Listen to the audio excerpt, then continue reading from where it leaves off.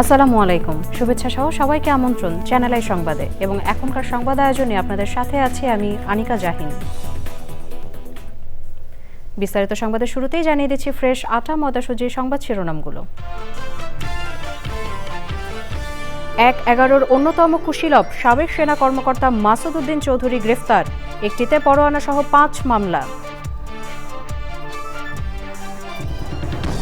২ জেলায় সড়ক দুর্ঘটনায় ৬ জন নিহত, যশোরের মনিরামপুরে প্রাইভেট কার নিয়ন্ত্রণ হারিয়ে বাবা ছেলে নাতির প্রাণহানি।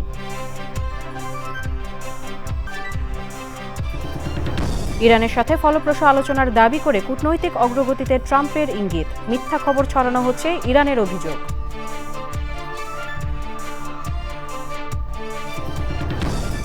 এবং ঈদের তৃতীয় দিনেও হলগুলোতে হাউসফুল ইমপ্রেস টেলিফিল্ম ও কানুন ফিল্মসের চলচ্চিত্র প্রেসার কুকার, গল্পের নতুনত্ব ও শিল্পীদের অভিনয়ের জন্য দর্শকদের প্রশংসা।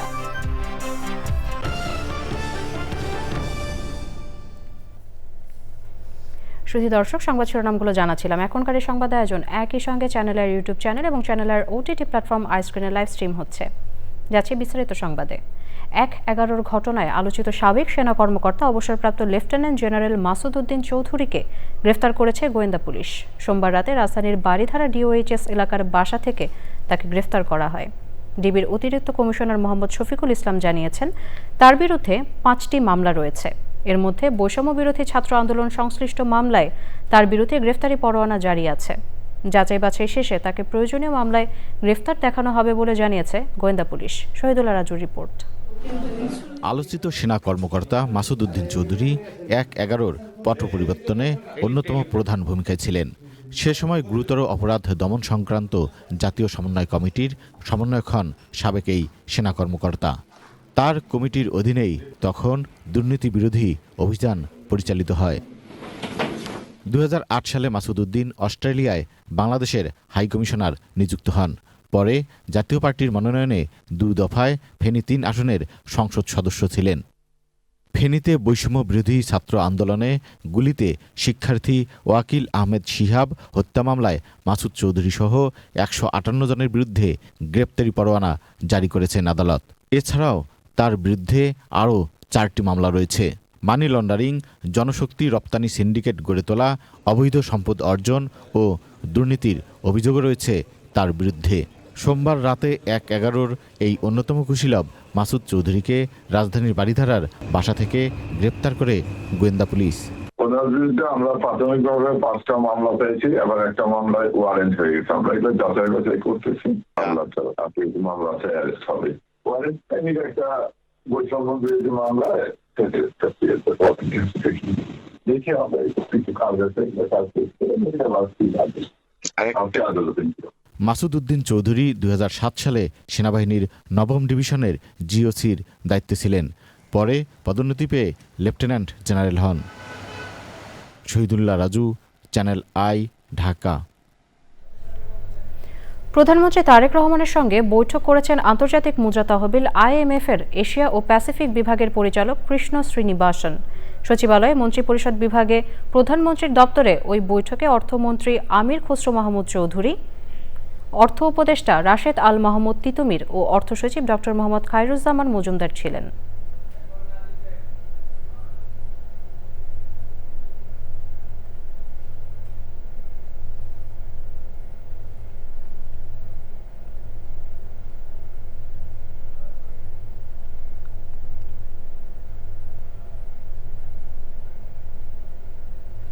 জ্বালানি তেল পেতে ফিলিং স্টেশনগুলোতে গ্রাহকদের ভোগান্তি কমছে না। সরবরাহ কম থাকায় অনেক পাম্প তেল বিক্রি করছে সীমিত আকারে।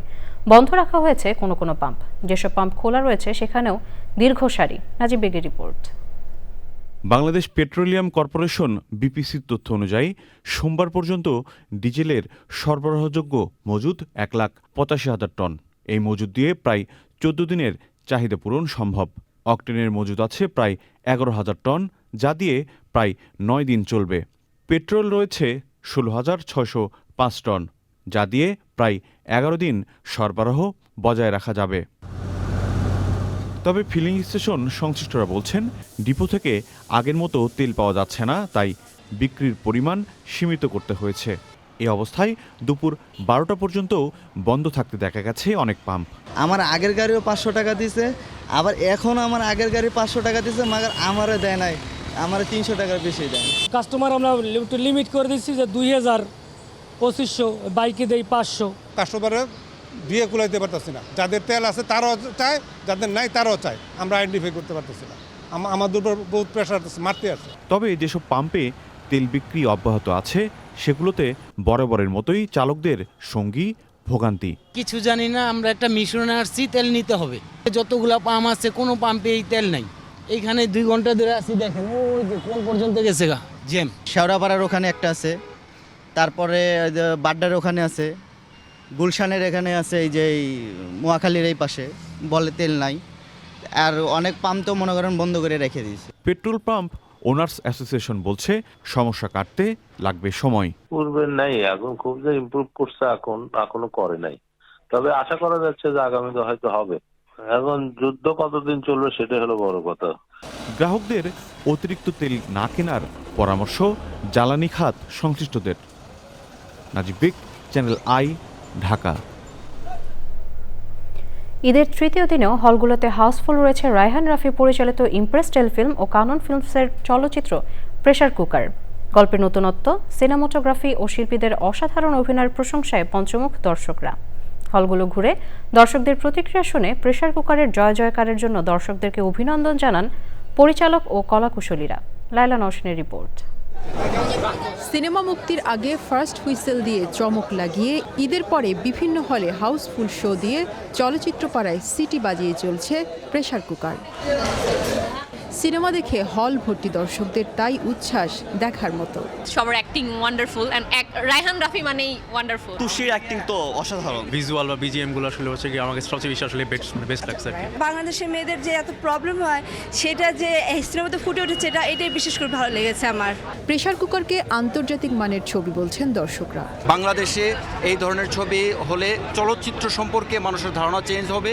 নারী কেন্দ্রিক একটা জিনিস, এই জন্য ভালো লেগেছে। অনেক টুইস্ট ছিল, আনপ্রেডিক্টেবল ছিল অনেক কিছু। রায়হান রাফি আসলে নিজেকে নিজে ছাড়িয়ে গেছে এই মুভিতে। দর্শকের সামনে মানুষের জীবনের প্রকৃত গল্প তুলে ধরে নতুন কিছু দেওয়ার প্রচেষ্টাই ছিল প্রেসার কুকারে, জানান নির্মাতা। আমি দর্শকদের জিজ্ঞেস করছিলাম আপনারা কেন দেখছেন, বলছে এখন আমাদের কাছে গল্পই আসলে মেইন, এবং গল্পটার জন্য আমরা দেখতে আসছি, এবং ভালো ভালো অভিনেতা অভিনেত্রী এখানে আছে, এবং মেয়েদের জন্য আমরা দেখতে এসেছি। তো এটা আমাদের জন্য অনেক বড় ব্যাপার, এটাই আমাদের সাকসেস। দেশের 10টি সিনেমা হলে চলছে প্রেসার কুকারের প্রদর্শনী। Laila Naushin, channel I, Dhaka. যশোর ও নাটোরের সড়ক দুর্ঘটনায় একই পরিবারের 3 সদস্য সহ 6 জন নিহত হয়েছেন। মঙ্গলবার রাত 3টার দিকে যশোর মাগুরা মহাসড়কে যশোরের বাঘারপাড়া উপজেলার গাইদঘাট নামক স্থানে প্রাইভেট কার নিয়ন্ত্রণ হারিয়ে একটি বটগাছের সাথে ধাক্কা খেলে ঘটনাস্থলে বাবা, ছেলে ও নাতি নিহত হন। আহত হয়েছেন 3 জন। নিহতদের বাড়ি যশোরের মনিরামপুর উপজেলার ফতেহাবাদ গ্রামে। পুলিশ জানায় নিহত ও আহতরা চুয়াডাঙ্গায় আত্মীয়ের বাড়ি থেকে প্রাইভেট কারে করে যশোরের মনিরামপুরে নিজ বাড়ি ফিরছিলেন। পুলিশ ও ফায়ার সার্ভিস তাদের উদ্ধার করে যশোর জেনারেল হাসপাতালে নিয়ে যায়। নাটোরের লালপুরে ট্রাক চাপায় ইজি বাইকের 3 যাত্রী নিহত এবং অন্তত 4 জন আহত হয়েছেন। মঙ্গলবার সকাল 7টার দিকে উপজেলার নবীনগর গ্রামে এই দুর্ঘটনা ঘটে। পুলিশ ও স্থানীয়রা জানিয়েছে, সকালে লালপুর থেকে ঈশ্বরদীর উদ্দেশ্যে একটি ইজি বাইক যাওয়ার পথে নবীনগর এলাকায় বিপরীত দিক থেকে আসা একটি ট্রাক সেটিকে চাপা দেয়। এতে ঘটনাস্থলে একজনের মৃত্যু হয় এবং চালকসহ 6 জন আহত হন। ফায়ার সার্ভিস ও পুলিশ আহতদের উদ্ধার করে রাজশাহী মেডিকেল কলেজ হাসপাতাল এবং লালপুর উপজেলা স্বাস্থ্য কমপ্লেক্সে পাঠানোর পর আরও 2 জনের মৃত্যু হয়।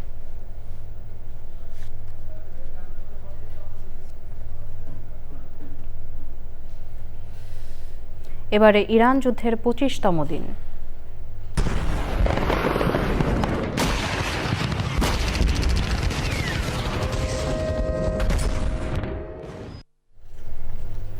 ইরান ও যুক্তরাষ্ট্রের যুদ্ধের মধ্যেই কূটনৈতিক অগ্রগতির ইঙ্গিত দিয়েছেন মার্কিন প্রেসিডেন্ট ডোনাল্ড ট্রাম্প। দুপক্ষের ফলপ্রসূ আলোচনার কারণে ইরানের বিদ্যুৎ কেন্দ্রে সম্ভাব্য হামলা স্থগিত করা হয়েছে বলে মন্তব্য করেছেন তিনি। তবে ইরানের পার্লামেন্ট মজলিসের স্পিকার বলেছেন, যুক্তরাষ্ট্রের সঙ্গে কোনো আলোচনা হয়নি। এর মাঝে যুক্তরাষ্ট্রের পোর্ট আর্থারে তেল শোধনাগারে বড় বিস্ফোরণ হয়েছে। রিপোর্ট করছেন সুদীপ্তা মাহমুদ। মধ্যপ্রাচ্য যুদ্ধ নিয়ে যুক্তরাষ্ট্র ও ইরান পরস্পর বিরোধী বক্তব্য দিচ্ছে। প্রেসিডেন্ট ডোনাল্ড ট্রাম্প বলেছেন, তেহরানের সঙ্গে ফলপ্রসূ আলোচনার পর তিনি ইরানের বিদ্যুৎ কেন্দ্রে হামলার হুমকি স্থগিত করেছেন। তবে ইরানের পার্লামেন্ট মজলিসের স্পিকার মোহাম্মদ বাগের গালিবাফ সামাজিক যোগাযোগ মাধ্যম এক্সে বলেছেন, যুক্তরাষ্ট্রের সঙ্গে কোনো আলোচনা হয়নি। আর্থিক ও তেলের বাজার নিয়ন্ত্রণ করতে যুক্তরাষ্ট্র ইসরায়েল মিথ্যা খবর ছড়াচ্ছে। জ্বালানি নিরাপত্তা নিয়ে যুক্তরাষ্ট্রের পররাষ্ট্রমন্ত্রী মার্কো রুবিওর সঙ্গে ফোনালাপ করেছেন ভারতের পররাষ্ট্রমন্ত্রী এস জয়শঙ্কর। এক্স পোস্টে জয়শঙ্কর জানান, তাদের আলোচনায় বিশ্ব অর্থনীতিতে মধ্যপ্রাচ্য সংঘাতের প্রভাবের বিষয়টি গুরুত্ব পেয়েছে। ইরানের সর্বোচ্চ নেতা মোস্তফা খামেনি এখনও জীবিত আছেন কিনা নিশ্চিত নন উল্লেখ করে মার্কিন প্রেসিডেন্ট ডোনাল্ড ট্রাম্প বলেছেন, তিনি চান না মোস্তফা খামেনির মৃত্যু হোক। ইরানের পররাষ্ট্রমন্ত্রী আব্বাস আরাকচি বলেছেন, দেশের সর্বোচ্চ নেতৃত্ব পরিস্থিতিকে সম্পূর্ণ নিয়ন্ত্রণে রেখেছে। যুক্তরাষ্ট্রের টেক্সাসে পোর্ট আর্থার শহরে মার্কিন তেল গ্যাস উত্তোলন ও বিপণনকারী কোম্পানি ভালেরোর মালিকানাধীন তেল শোধনাগারে বড় বিস্ফোরণের ঘটনা ঘটেছে। এতে আশপাশের এলাকার বাসিন্দাদের নিরাপদ আশ্রয়ে সরে যাওয়ার নির্দেশ দিয়েছে নগর কর্তৃপক্ষ। মধ্যপ্রাচ্যে যুদ্ধকালীন অভিযানে অংশ নেওয়া বিশ্বের বৃহত্তম মার্কিন বিমানবাহী রণতরী ইউএসএস জেরাল্ড আর ফোর্ড সোমবার গ্রিসের ক্রিট দ্বীপের নৌঘাঁটিতে ফিরেছে। রণতরীটি ফেব্রুয়ারি মাসে সৌদা বে থেকে খাবার, জ্বালানি ও গোলাবারুদ সংগ্রহ করেছিল। 28শে ফেব্রুয়ারি যুদ্ধ শুরু হওয়ার পর থেকে পর্যন্ত ইরানে 9,000-এর বেশি লক্ষ্যবস্তুতে হামলা চালিয়েছে যুক্তরাষ্ট্র। ইরানের কমপক্ষে 140টি নৌযান ধ্বংস করা হয়েছে বলে দাবি করেছে মার্কিন সামরিক বাহিনীর সেন্ট্রাল কমান্ড।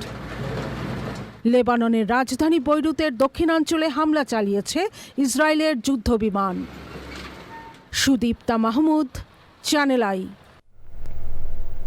এবারে স্বাধীনতার 55 বছর নবযাত্রায় বাংলাদেশ।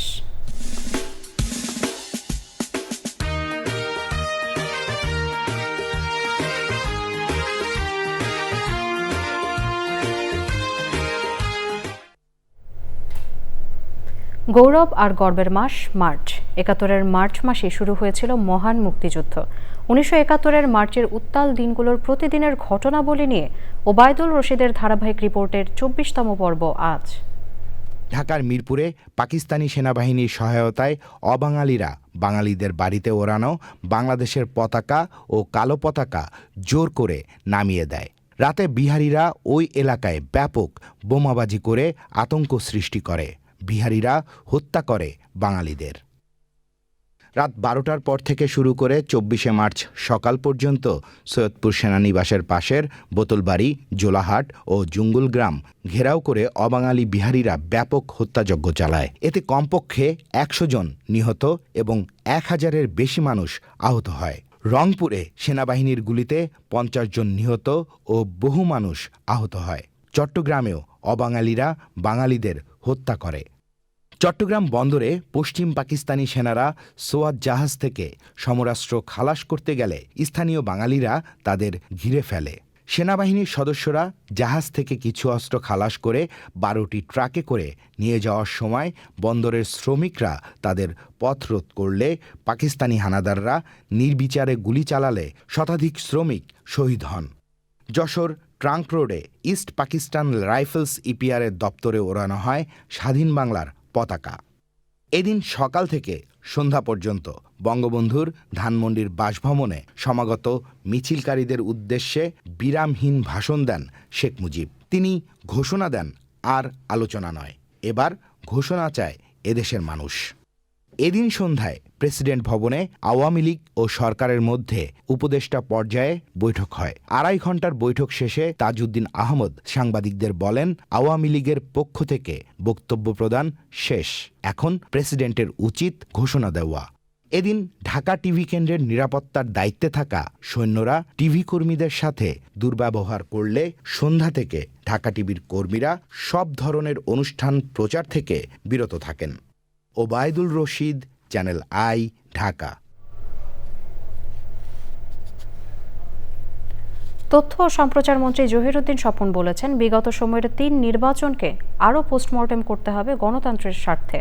শেখ হাসিনা সরকারের সময়ে দুঃশাসনের তথ্য নির্ভর পত্রিকায় প্রকাশিত হাসান আহমেদ চৌধুরীর নিবন্ধের সংকলন ফিরে দেখা সেই সময় বইয়ের মোড়ক উন্মোচন অনুষ্ঠানে তিনি ইতিহাসের শিক্ষা বর্তমান সরকার লাগাতার চর্চা করবে ও এর মধ্য দিয়েই সুশাসনের গতি ফিরবে বলে প্রত্যাশার কথা জানান।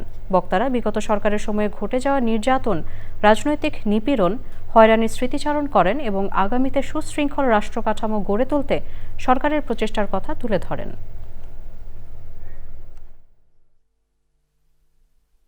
ইতিহাসের শিক্ষা আমাদের সরকার লাগাতারভাবে চর্চা করবে, কারণ আমরা জানি এই শিক্ষার মধ্যেই সেই পথ নিহিত যেই পথে আমরা ফিরে দেখা সময়ের আলোকে অবাধ দলনিরপেক্ষ তত্ত্বাবধায়ক সরকার ব্যবস্থাকে সাংবিধানিকভাবে পুনঃপ্রতিষ্ঠা করে দেশের অবাধ নির্বাচনের যেই যাত্রা নতুন করে শুরু হয়েছে 12ই ফেব্রুয়ারি তাকে অব্যাহত রাখব। দর্শক, সংবাদের এই পর্যায়ে নিচ্ছে একটি বিরতি, আর বিরতির পর অন্যান্য সংবাদের সাথে আরও জানিয়ে ফিরব। ফ্রান্স ও ক্রোয়েশিয়ার বিপক্ষে 2টি প্রীতি ম্যাচ সামনে রেখে ব্রাজিলের প্রথম অনুশীলন, ইনজুরিতে ডিফেন্ডার গ্যাব্রিয়েল মাগালহায়েস।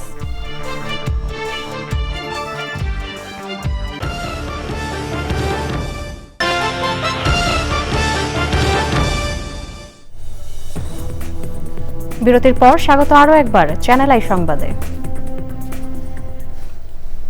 পবিত্র ঈদ উল ফিতরের ছুটি শেষে কর্মচঞ্চল হয়ে উঠছে রাজধানী ঢাকা। স্বজনদের সাথে দীর্ঘ ছুটি কাটিয়ে ঢাকায় ফিরছেন কর্মজীবী মানুষ। সকাল থেকে ট্রেন ও বাসে ঢাকামুখী মানুষের ভিড়। জাকিয়া আক্তারের রিপোর্ট।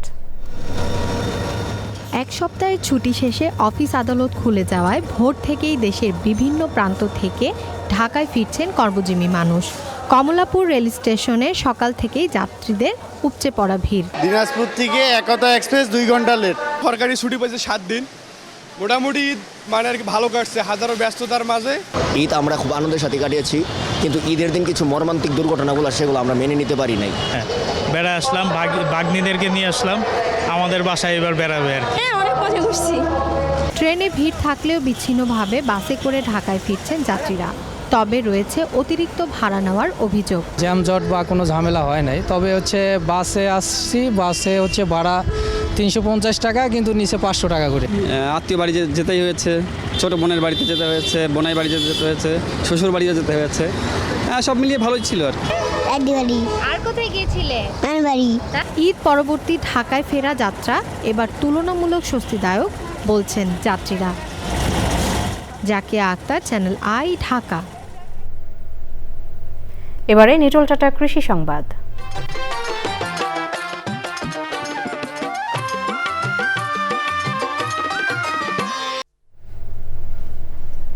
মহাসড়কের ডিভাইডার ও সড়কের পাশের পতিত জমি ব্যবহার করে উৎপাদন করা হচ্ছে নানা ধরনের সবজি। এতে স্বল্প আয়ের মানুষের পরিবারের পুষ্টি চাহিদা মিটছে, পাশাপাশি মহাসড়কের সৌন্দর্য বৃদ্ধিতেও রাখছে কার্যকর ভূমিকা।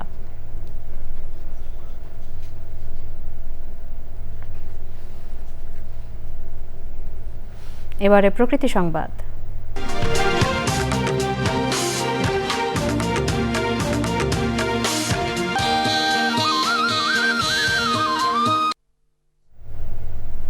বঙ্গোপসাগরের নীল জলরাশির মাঝে নিস্তব্ধ এক সবুজের রাজ্য নিঝুম দ্বীপ।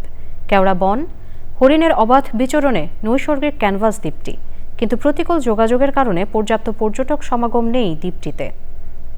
সংশ্লিষ্টরা বলছেন, ঝুঁকিপূর্ণ নৌযান, ভাঙাচোরা সড়ক আর ভেঙে পড়া সেতু সংস্কারে নিঝুম দ্বীপে পর্যটন যেমন বাড়বে, তেমনি গতি পাবে স্থানীয় অর্থনীতি।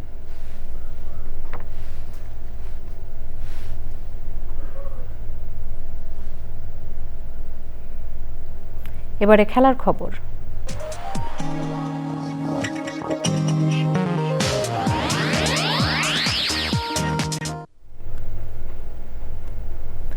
ফ্রান্স ও ক্রোয়েশিয়ার বিপক্ষে 2টি প্রীতি ম্যাচ সামনে রেখে যুক্তরাষ্ট্রের অরল্যান্ডোতে প্রথম অনুশীলন করেছে 5 বারের বিশ্ব চ্যাম্পিয়ন ব্রাজিল। ইনজুরির কারণে অনুশীলনে দেখা যায়নি আর্সেনালের ডিফেন্ডার গ্যাব্রিয়েল মাগালহায়েসকে। রোববার ইংলিশ কারাবাও কাপের ফাইনালে হাঁটুর ইনজুরিতে পড়েন তিনি। তার পরিবর্তে নতুন কাউকে দলে ডাকেনি ব্রাজিল কোচ কার্লো আনচেলত্তি।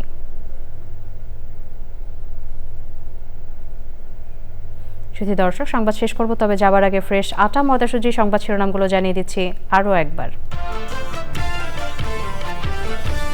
১/১১ অন্যতম কুশীলব সাবেক সেনা কর্মকর্তা মাসুদ উদ্দিন চৌধুরী গ্রেফতার, একটিতে পরোয়ানা সহ ৫ মামলা। ২ জেলায় সড়ক দুর্ঘটনায় ৬ জন নিহত। যশোরের মনিরামপুরে প্রাইভেট কার নিয়ন্ত্রণ হারিয়ে বাবা ছেলে নাতির প্রাণহানি।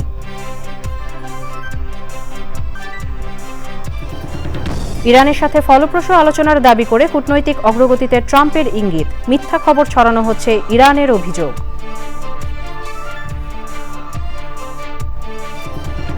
এবং ঈদের তৃতীয় দিনেও হলগুলোতে হাউসফুল ইমপ্রেস টেলিফিল্ম ও কানন ফিল্মসের চলচ্চিত্র প্রেসার কুকার। গল্পের নতুনত্ব ও শিল্পীদের অভিনয়ের জন্য দর্শকদের প্রশংসা।